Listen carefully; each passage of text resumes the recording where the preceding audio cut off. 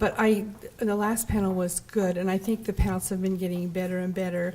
And of course, I'm way biased, but I think this is the best panel of all. So, I hope you'll really start thinking of some questions you might want to ask, because it's in the nonprofit sector that so many of my social work students really enjoy serving and feeling that whatever they're doing is making such a great impact.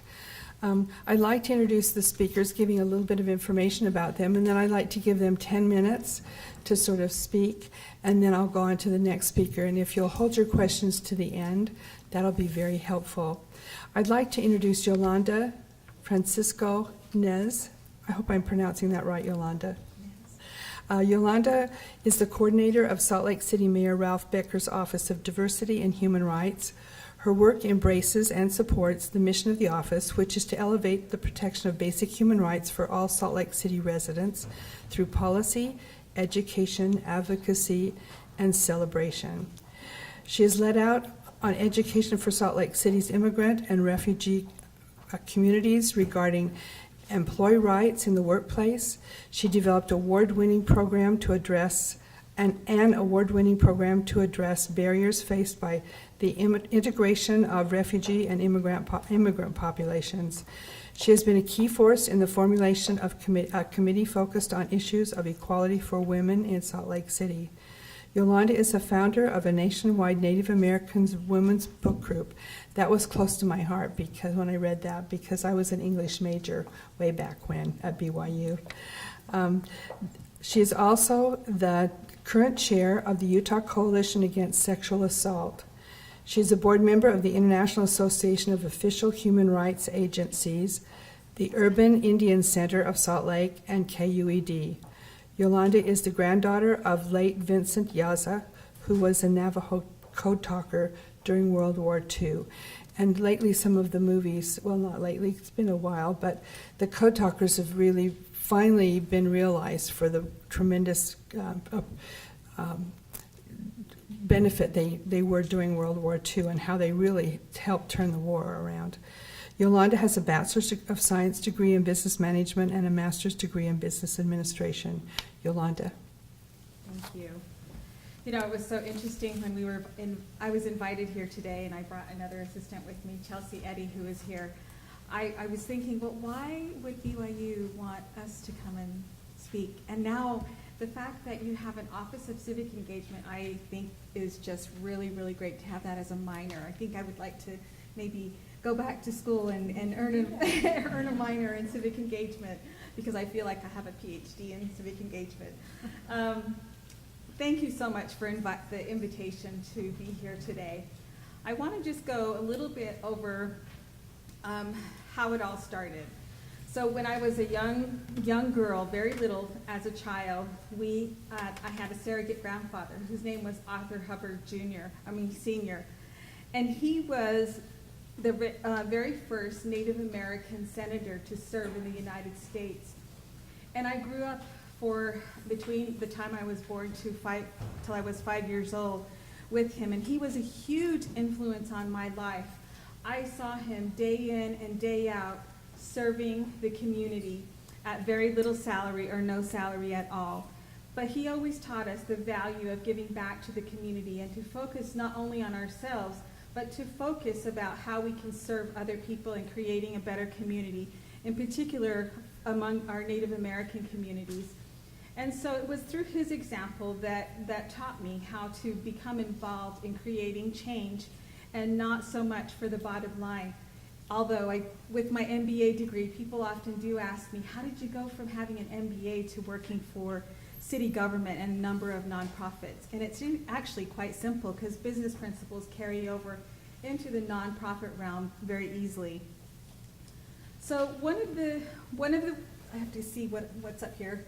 So one of the things that I have 5 children and 4 grandchildren, and oftentimes they'd say, I want to do this for my life, or I would have conversations about what their careers were going to be as they grew into adults. And they would say, I want to be Beyonce, or I want to be an actress, or they dreamed big, which was really wonderful.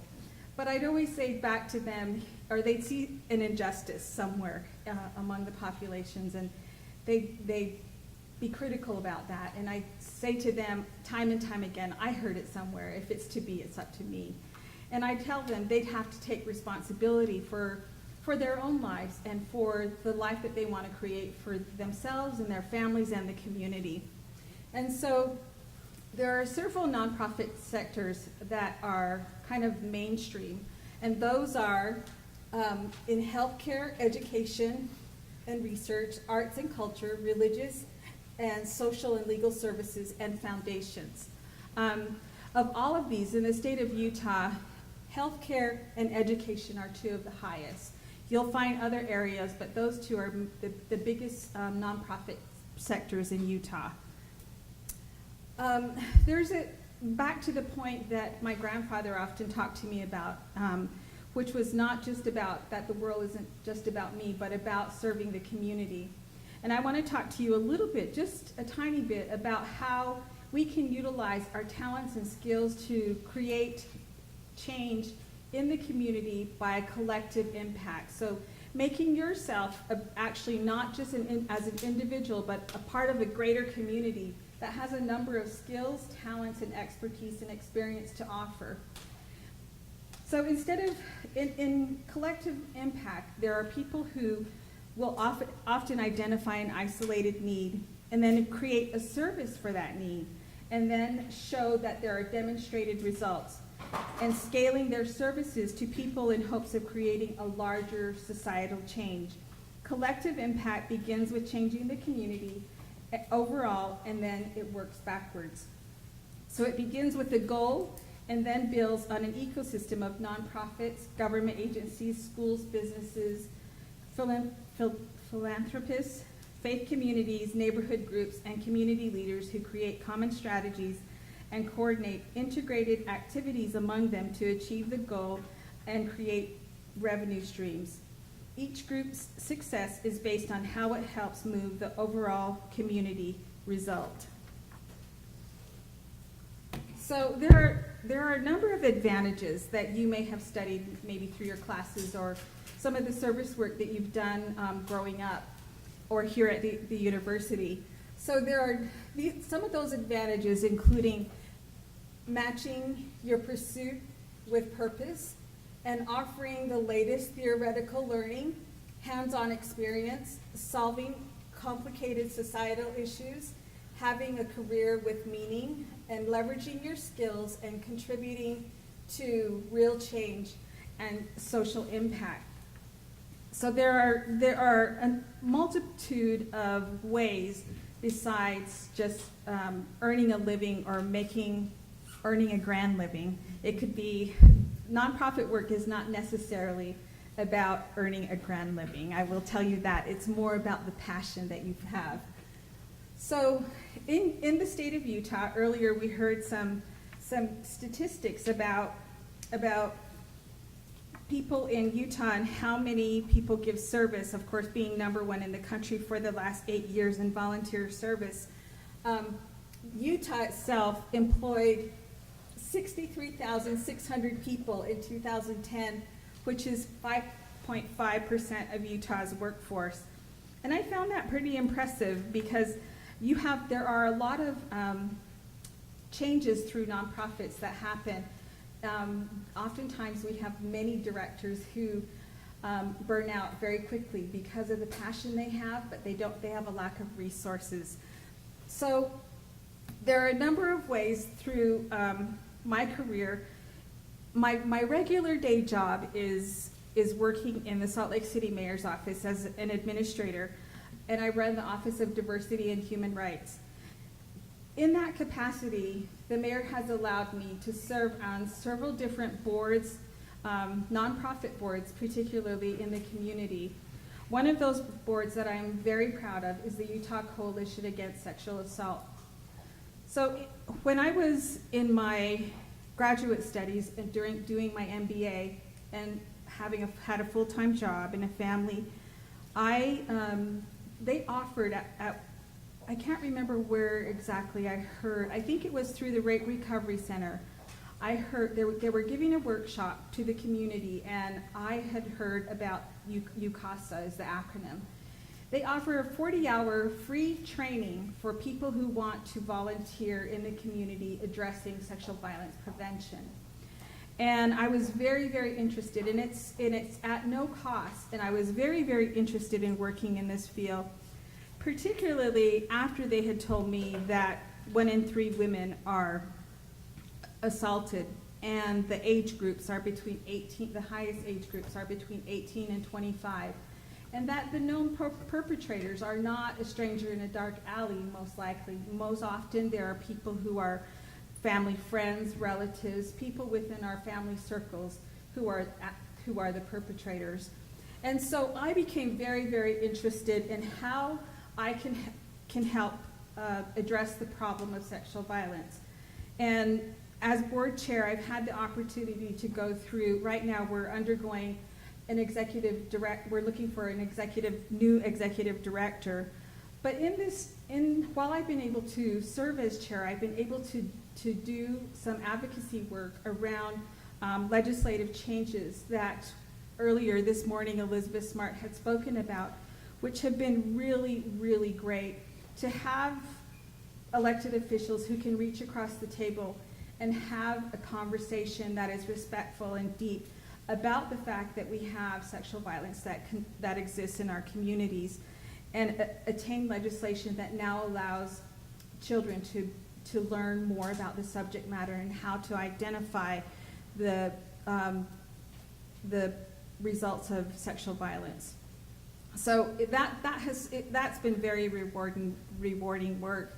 The other nonprofit that I serve on is with the Urban Indian Center of Salt Lake, which offers health care to Native Americans throughout the state.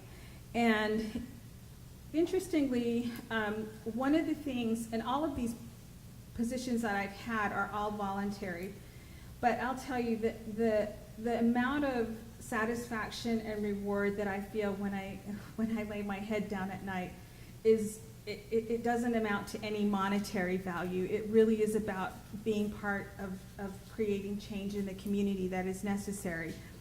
One of the very quickly brief experiences that I had at the Urban Indian Center was when the chair at that time was looking for someone to write a piece of legislation on behavioral health to add to amendments to several bylaws.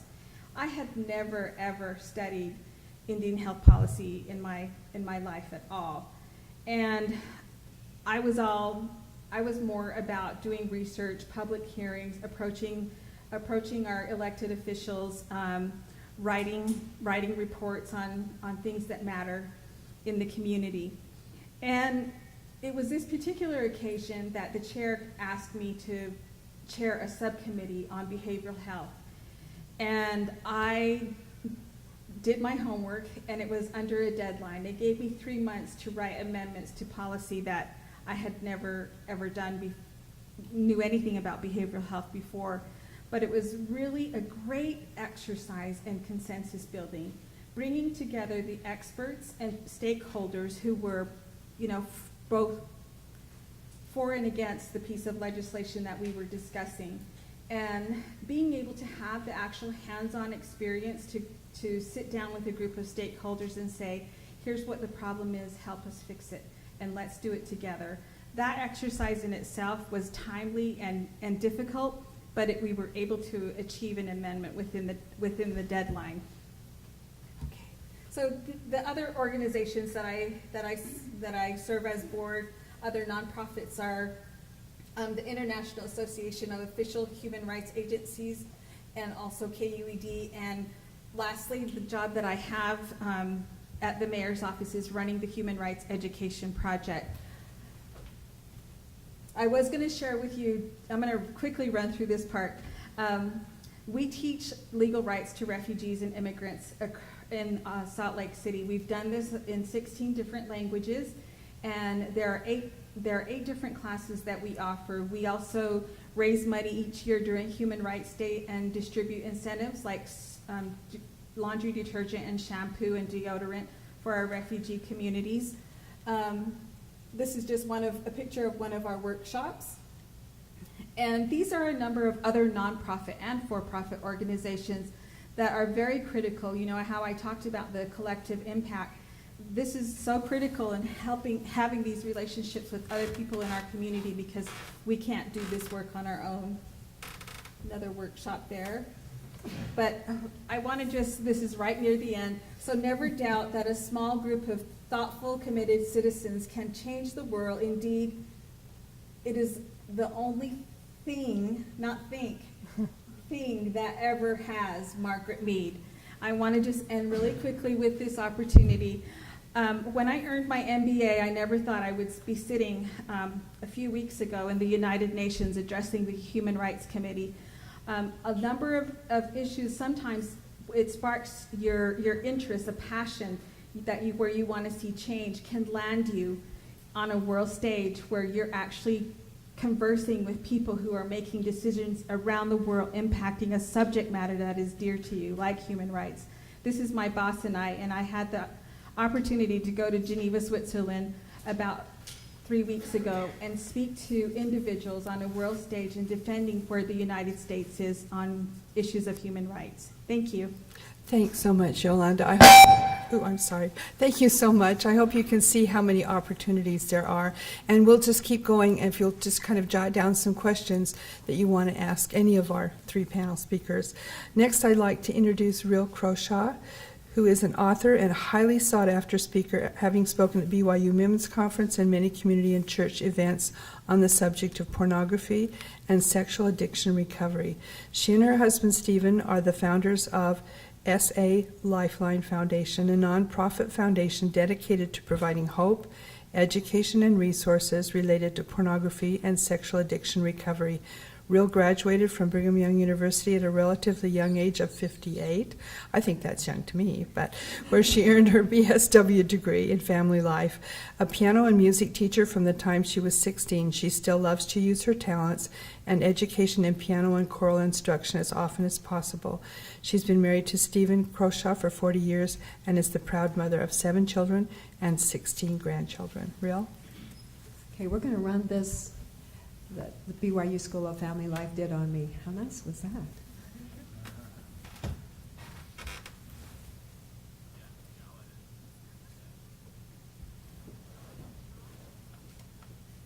We'll get some sound. And I'm just saying, you're going to edit this, right?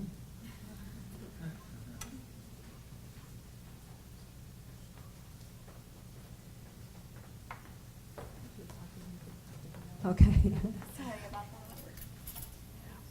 I'm glad I'm not doing the tech.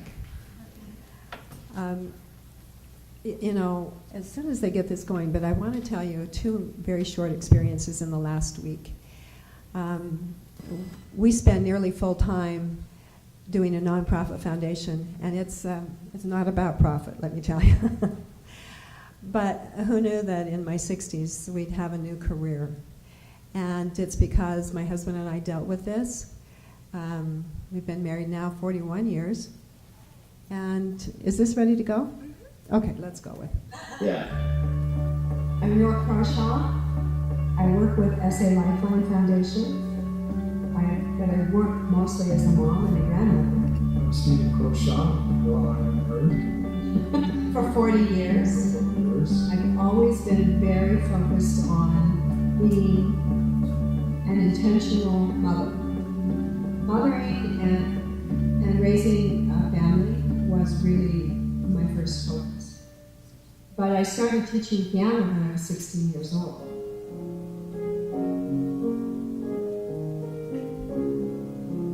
I always felt that my music would be where, if I ever was able to finally finish a degree, it would be with music. I first saw pornography when I was a young man. I brought it into I brought the experiences of pornography into our relationship without real knowing about it. I thought after we were married that I would necessarily have an interest to go back we found it too difficult ourselves and too time consuming to try to figure this thing out without a strong possibility of losing our marriage. At that point, it really changed our lives, and the efforts to find recovery were significant. We determined that it would be important for us to share our experience in a more public way. I look at some of my BYU experiences as one of the things that helped us start getting this idea of doing a nonprofit foundation.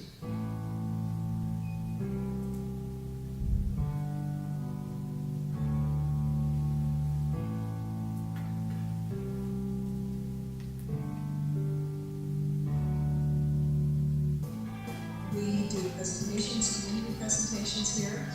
We do our annual benefit dinner for our foundation here. We have parking meetings 2 a week. It's a beautiful place out in the country. People enjoy coming here and feeling the peace. We provide information that's helpful for people who are in support positions. So it might be a spiritual leader, parents, could be therapists. If we can help families give hope for recovery and help in learning what that hope looks like and where to find it, that is our focus and our goal.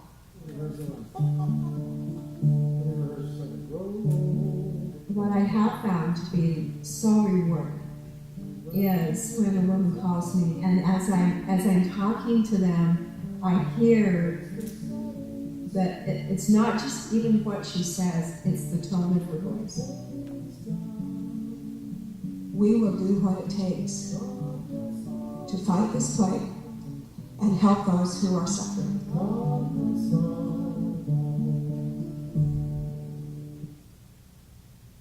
That's us. And that's my husband back at the door. He just walked in. Because of our experience, we had made so many mistakes in 32 years and fell down so many times and nearly divorced. That's where the passion came from. I had a lady out here ask me just a few minutes ago, why did you stay? My sister's doing the same thing and it's like crazy. I said, I know exactly how she feels. And I know how you feel as someone who loves her to see this continuing to happen. And so when we discovered some real tools after 32 years of marriage, we recognized 3 years later into it that we were finding some success, that my husband was finding success in recovery and he was doing all that it took, not just 1 or 2 things. And then it became important for me to understand my own recovery need, that I had trauma, and that I needed to work through that trauma, and that there were thousands of women who needed to work through the trauma. And we knew that in our retirement age, we needed to start a nonprofit foundation. We had no idea what that meant. How do you start a nonprofit foundation? And some of you may have something passionate that you really understand and feel passionate about, and you say, I want to do that, but how do you do that? And so I'm going to talk a little bit about that. So the passion that we felt to share, what if it helped one family? We know with our family, 7 children and 16 grandchildren now, how much that ripples out. That doesn't just ripple out to our family of 32. It ripples out to the extended family of those family members. I am all about family systems. There were a couple of things I learned at BYU, and that is one of them, that when I change it of necessity, everyone else has to change. I just don't know what the outcome of that's going to be. But can I be okay with being true to myself in that change? Yes, I can. And so, first of all, we started publishing, and it showed on the little video, we published 4 publications, and this is the top-selling publication in self-help at Deseret Book, and has been for 4 years, on the subject of pornography addiction, written by Dr. Donald Hilton. Then we published this manual, which is an important resource for families and leaders, and we also published a non-denominational version of this manual, but it is also a free download on our website, which is salifeline.org. Then a year ago, after I finished my degree, I'd been convinced, well, I wasn't really convinced, but I was encouraged to write a book about my own experience. I didn't want to do it. But you know what? When something says do it, it was kind of like going to BYU. Go to BYU. No. It's going to be too hard, and I'm too old, and I don't even know how to run the computer. Go to BYU. And so I went to BYU in marriage and family. Go figure. And I actually finished. That was another miracle. So if I can do it, you can do it. And so there was a deep sense of purpose. When I went to BYU, I had no idea that we would start this foundation. But 2 years into my experience at BYU, our lives fell apart. I was in school. And then we started to figure out that there was purpose in what was happening in our lives. And 3 years into our recovery experience, we started the foundation. We started into a dark place that we had no idea where the outcome would be. How do you do that? With a lot of prayer. And when you say, it was just like my experience about going to BYU, how do I do it? And the answer was, you don't have to know. Really? I want to know the outcome because I'm afraid. No, you don't have to know. And that's how we started a foundation. One day, at a ward breakfast, a man said, "What do you do?" And he actually knew that I'd been helping his daughter, who lived in North Carolina, with this issue. And I interned through BYU for 2 therapists. And so little bits of the education helped me to understand what I needed to do. And I didn't have to know the whole picture, and I still don't. I still don't know what it looks like. But as I have that sense of purpose and I become prepared and I got my education, I learned that by small and simple things, great things can come to pass. And here's another thing I learned. As long as you don't care who gets the credit, you can do anything. Because this is about service. This is not about me, and this is not about the amount of money we can make. I'll guarantee you. But does this, I was going to tell you 2 experiences. Within the last week, making sure that, within the last week, I had a woman come from Arizona, 2 women come from Arizona, who I really don't know. And they said, "Do you live close to where we're driving? Because we want to see you." And she told me 2 days ago, I've been to 2 groups of therapy for 3 years. And I've done all the reading I knew how to read. And when I found your book and then found you, I now have peace 9 months later. Now, it's not about me. It is not about me. I wouldn't do this. I wouldn't do this on my own. But there are reasons that we do things. And they are not about us. And so it's about service, it's about giving. And is it hard? Yes, can we be patient through the, where's the funding? Where's the funding? Well, the funding comes usually, here's one other thing I've learned in my age, that the funding and the answers always come at the last second of the last minute of the last day. I was like, really? Okay, really? And you know why? Because that power above wants us to go to him for the answers. If it comes too easy, I will not do it because it'll be about me. It's not about me. So service in a nonprofit, there are plenty of opportunities, but as long as we don't make it about us, it works. Thank you so much. Again, please get some good questions down so we can ask them. The next speaker and last speaker on the panel is Laura Bunker. And I don't know if she remembers me, but we used to work together when I was working here with the World Family Policy Forum with Richard Wilkins and with your agency. And we were and still are, I think, a great team. But she's the president of United Families International, a pro-family organization dedicated to defending natural marriage and the family at the United Nations and all levels of government since 1978. She has testified at Utah Legislative Committee hearings and has been interviewed by local and national news media including the New York Times. She recently moderated a presentation at the World Congress of Families in Sydney. She completed her Bachelor of Science in Family Studies from BYU in August of 2013. Laura is married to Stephen Bunker, and they have 2 daughters and 2 grandchildren. Laura. Thank you.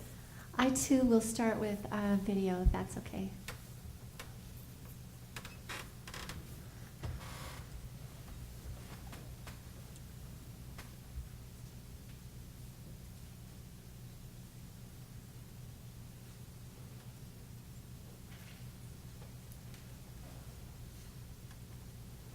My name is Laura Bunker, and I'm the director of United Families Utah, which is the Utah chapter of United Families International.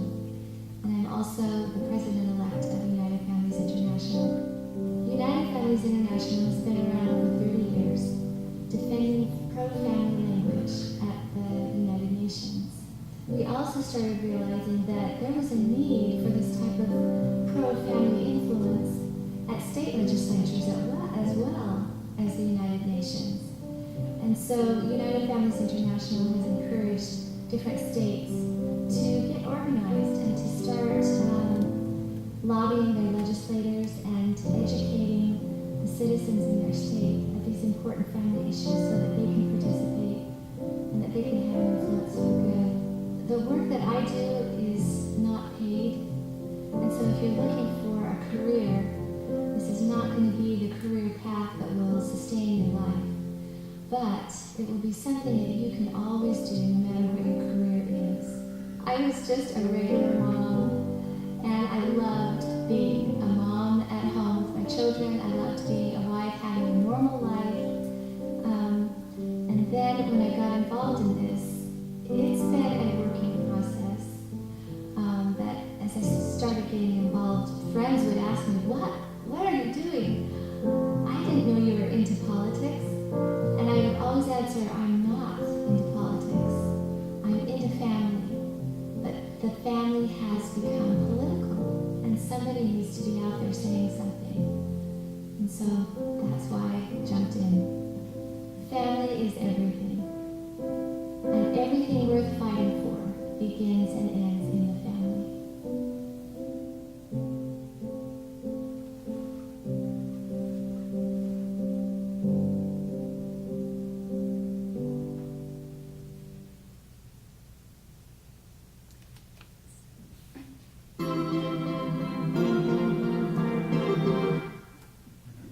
There's a lot of great ones on this SFL website. Okay. Yeah. School of Family Life. So I really appreciated Yolanda's overview and learning about some nonprofits available in Utah and your experience. Thank you. And Ril and I suffered through some school classes together, and we made it together. So I have a great respect for Ril and the work that she does. And on a personal note about me, I graduated 6 months ago in August. And after my husband was the one that encouraged me to go back to school when I was starting to work with United Families, he said, why don't you go back to school and finish your degree, and maybe it'll give you some tools and skills to help you in your work. And he was absolutely right, it did. So I graduated on a Friday, and 3 days later, that next Monday, I was installed as the president of United Families International. No stress there. So now I'd like to share who we are and what we do and what you can do as well. United Families International is a non-denominational, nonpartisan, nonprofit, and if you're at the UN, it's a non-governmental organization that has been defending the family at the United Nations since 1978. We are citizens just like you, mothers, fathers, who believe that strong families make strong nations. We are all volunteers who donate our time and our resources and greatly appreciate donations and contributions from our supporters. What we do is we work to educate, advocate, and to extend our outreach. This is how we educate. We have several websites that offer helpful resources to help strengthen and protect families. our home base, unitedfamilies.org. You can go there and sign our petition in support of traditional marriage between a man and a woman and get all kinds of other resources that will help you. WorldFamilyNews.com, you can go there for daily family news from around the world, news articles from all different mass media outlets. WorldFamilyForum.com can give you some tools to help strengthen and enrich your family. And our UFI blog, that's where you could even contribute. If you have something you'd like to say, send it in and we'll look at it, maybe edit it a little, but we'll publish your perspective on strengthening families. On our home website, unitedfamilies.org, we have these issues guides. Of course, there's several on different topics, but they give some of the best social science that supports our pro-family positions and how important it is that children need a mother and a father. And another example is some of the harms that abortion does to women, and that doesn't really solve all the problems that people say it does. We like to base our arguments on science and legal rationale because we find that a common language. We find that to be a common language to people of all backgrounds. And our weekly educational email alerts that you can sign up for at our table out there will keep you up to date on family issues going on around the world and close to home. This is how we advocate. We lobby for family values at state legislatures and the United Nations. In our lobbying, we strive for truth and tone. We try to make our arguments civil, well-reasoned, and research-based. At the Utah State Legislature, we focus on specific bills that impact marriage, life, parental rights, and family structure. At the United Nations, we focus on preserving natural marriage between a man and a woman, the sanctity of life, and how strengthening families does strengthen nations. This is how we are expanding our outreach. We reach out to other organizations at home and across the world that have similar views to us. For example, we are a sponsoring partner in the World Congress of Families, and we participated in last year's World Congress Conference in Sydney. We also have a partnership with BYU Idaho. We host their Child and Family Advocacy class at the Utah State Capitol every semester. And we also have internships available where we have interns come from BYU Idaho quite regularly that work with us at the Utah State Legislature and at the United Nations. We have a contract for internships with BYU Provo, but so far we haven't had anybody from Provo sign up with us yet.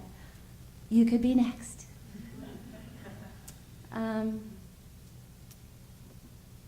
We find and we believe that young adults are on the forefront of these family issues. You are on the front lines.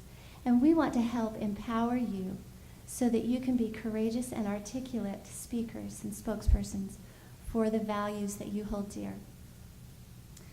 This is just an example of one of our interns speaking to an international audience at the United Nations. While we were at the United Nations, we also would reach out to people of other countries, delegates, representatives of governments there who represent different countries. We would reach out and give them our resources and say, this is what our position is. And they would often say, we agree, but what do you do about it? What do you say? And so we would say, we're glad you asked. And so we would point them to our website and our issues guides and the social science research that they could use in their arguments. And they would say, thank you so much. This gentleman from Lebanon was so thrilled. He said, we have Muslims and Christians in our country. We cannot use religious arguments or religious rationale in our arguments. We are so grateful. We've been looking for something like this to be able to even have this conversation in our country. Thank you for these resources. Another resource that we gave them is this book. And it's a free book, and we have plenty on our table. Each of you can have one as you leave. It's about how the family can really solve each of the world's problems. the United Nations set 8 Millennial Development Goals at the turn of the millennium. And each of those goals can be reached by harnessing what they call family capital on the local level and create sustainable solutions that don't quit when maybe a government program would fall apart after the government leaders go away. So, all of those are free for you online and also at our table. So that's what we do. Now, what can you do? You can be informed, and you can be a voice, and you can be a model. Okay, who wants to be a model? I want to be a model. So the way to be informed is, yes, watch the news, but do so with caution, because you probably know by now you may not get the whole story from the mainstream media.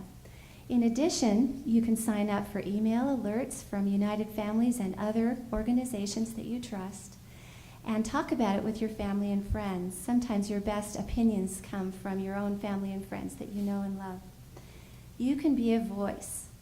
You can write an article and submit it to, for example, our UFI blog, letter to the editor. You could do this. If I can do this, I wrote a letter to the editor. I was terrified. But they printed it, and people liked it. Now, some people didn't. That's okay. But some people did. You can do this. You can be a voice out there in the community.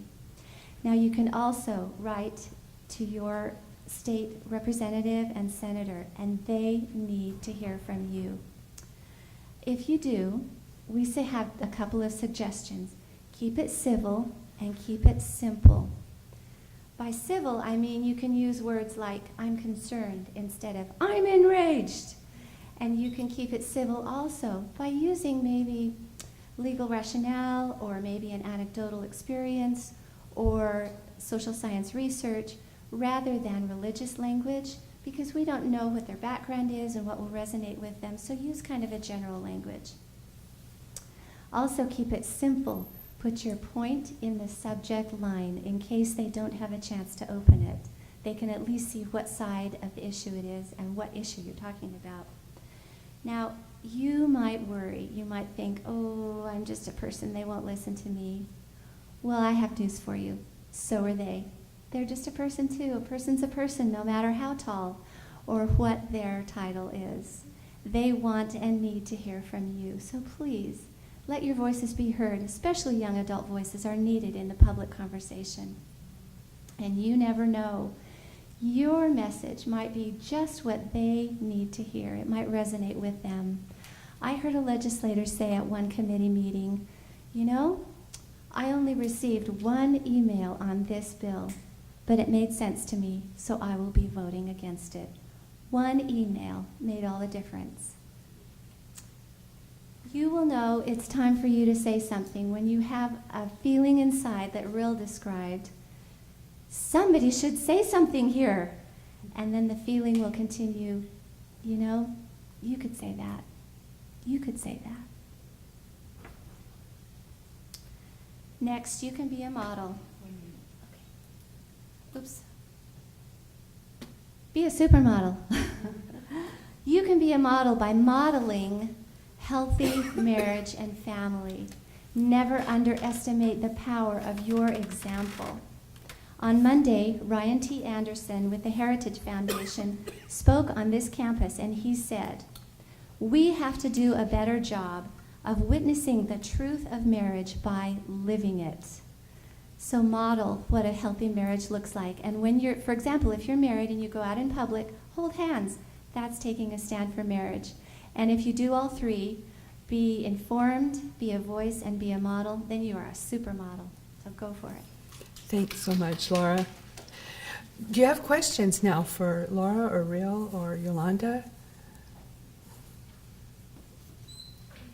Please. My name is Christy Rogers. I'd like to hear from each of you what you think the best way is for a student, I'm a sociology student, to get the foot in the door to work with a nonprofit. So one of the ways that you can get involved is to go onto their website. Any of the multiple nonprofits that exist. So one of the very most important websites, I think, for nonprofits is to go to utahnonprofits.org. It's a great, great resource.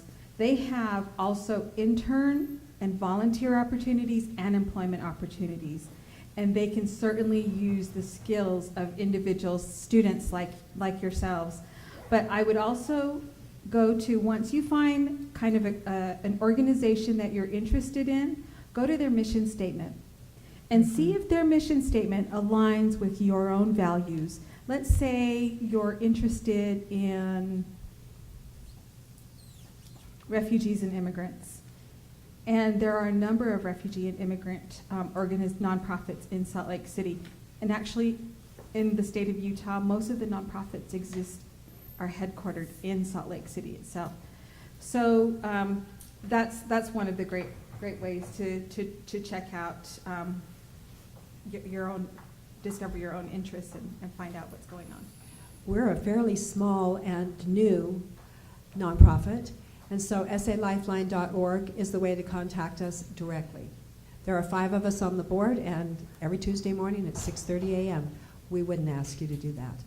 Although we are accredited through BYU as an internship, and I did an internship through BYU, through a class with 2 therapists, which was really helpful for the work that I'm now doing.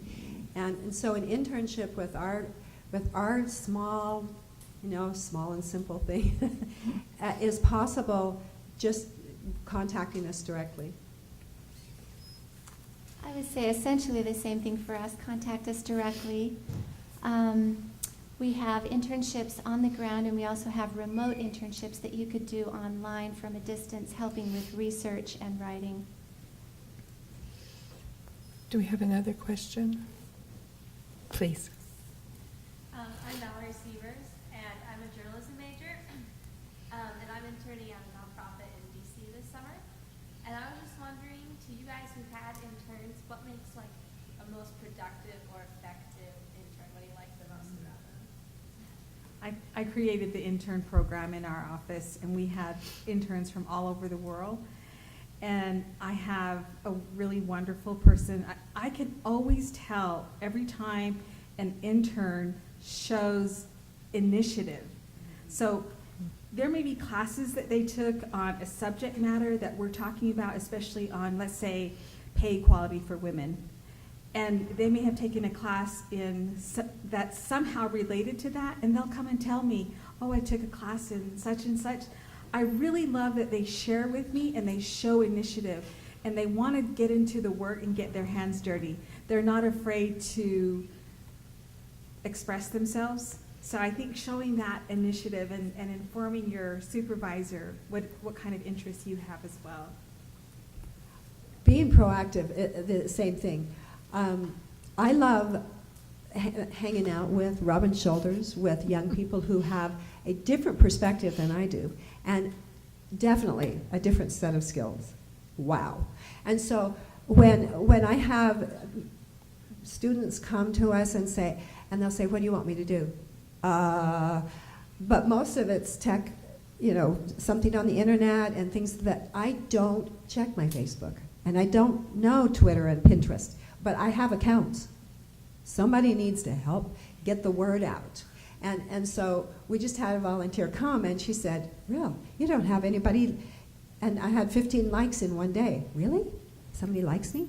Those kinds, or not me, likes what we're doing. And those are the kinds of things that we love, that initiative, that proactive, give me some suggestions. And quite often when someone comes to me, I will often say, I'm not quite sure, but it always shows up within the time that we need it.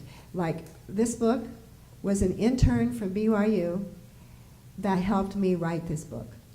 I didn't have a clue of how to get started, and we started with a tape recorder, and I was all over the board for the first couple of times, and then we started to focus, and then we cut out pieces of paper and put them together. It was a crazy experience. Who knew how to write a book? I didn't. But for her, and for that experience as an intern doing that, it was amazing. Not only did she learn about this subject, she learned how to write a book. I totally agree. Initiative, proactive, anytime you can say, hey, what do you think about this? Or I think this would help. Just do it. Offer. Just offer. Just see needs and offer how to fill them. And use your own passion and your own ideas what makes you you? Bring that to the table. So. I think too there's a lot of inspiration that happens. You can hear from the panelists, and I hope that you'll feel free to meet with them after if you have some questions for one of them in particular. But let's give a hand to our panel.